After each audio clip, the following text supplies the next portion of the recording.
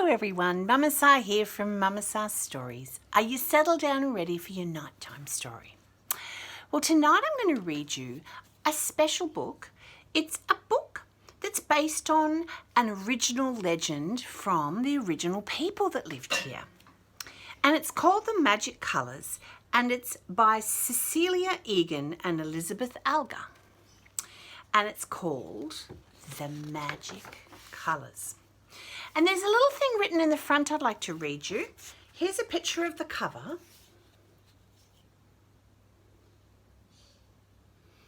And let's see if I can get that to not. It's very hard to get that ring of light not to blur. And it goes like this.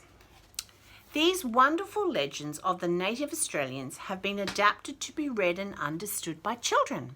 Young ones too can gain an insight into the rich and complex culture that existed for tens of thousands of years before the Europeans landed. The stories are not intended to be exact replicas of the original tales, but attempt to convey the narrative in a manner to which children can relate. So here we go. It's a legend before the white people came. This is one of the stories about just how something happened. Long ago, so the Koori storytellers say, all birds were the same colour. They were black.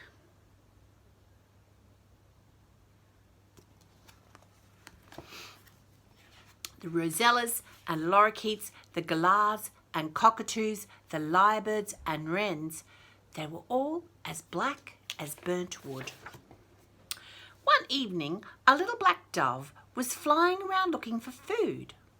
He landed on a log to rest, but his foot was pricked by a sharp splinter. Ow! Said the dove. Look at the beautiful patterns around the words in the book. And there's the dove flying and pricking his foot on a sharp splinter. The wound was so painful that he fell on his back, calling for help.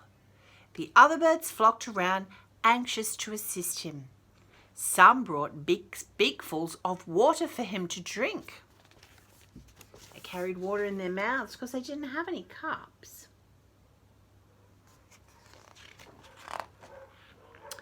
Some washed the wound and tried to bandage it with some fresh leaves. You see that? Sorry about the light. Wish my lights would get here.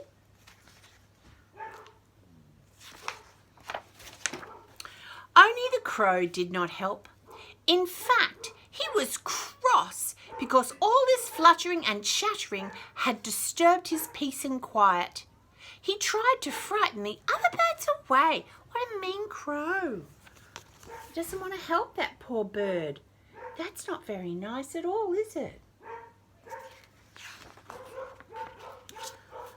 There's lots of dogs barking. Woof, woof, woof, woof, woof. The birds would not leave their friend the dove, who was becoming more ill by the minute. His foot was now swollen to 3 times.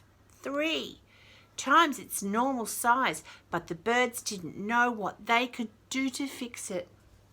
And there they are, looking after the bird, trying to help him. Suddenly, a galah had an idea.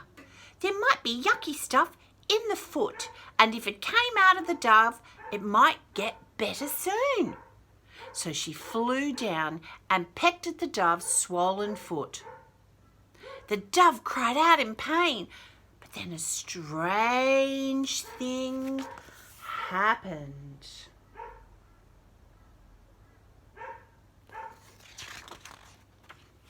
A great fountain of beautiful colours came flowing out of the wound and splashed all over the birds. Pink and light grey and pure white splashed on the galah. She squawked with joy.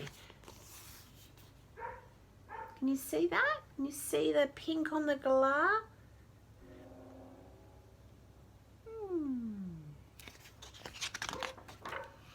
red, green, purple, yellow, white and blue came spurting out and covered the other birds, who began to dance with delight. The lorikeet looked like rainbows. Only the crow missed out because he had not stayed close to the dove to help, so he missed out on being made a beautiful coloured bird. And look how happy they all look with their new brightly coloured bodies. Because you know Australian birds have amazing colours. The dove was feeling much better now. All the pain had gone. He was even happier when he found out he was now snow white all over. From that day, the birds have kept their lovely colours.